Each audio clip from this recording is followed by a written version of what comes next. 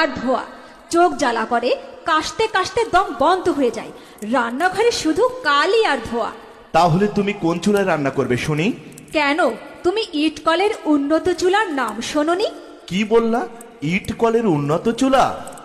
শোনো তাহলে, এই চুলায় রান্নাঘর ধোয়া ও কালি হয় না, চোখ জ্বালা করে না, জ্বালানি খরচ অর্ধেকেরও কম, দ্রুত রান্না হয়। আর এই চুলায় রান্না করলে দুর্ঘটনার কোনো সম্ভাবনা নেই। আভ্যন্তরীণ বায়ু দূষণ রোধ করে এবং ব্যবহারকারীর, বিশেষ করে মা ও শিশুর স্বাস্থ্য ভালো থাকে। শতকরা 50 থেকে 60% জ্বালানি সাশ্রয় হয়। তুলনামূলকভাবে কম সময়ে রান্না হয়। রান্নাঘরে ধোয়া, কালি ও গরম হয় না, হাঁড়ি পাতিল কম কালো হয়।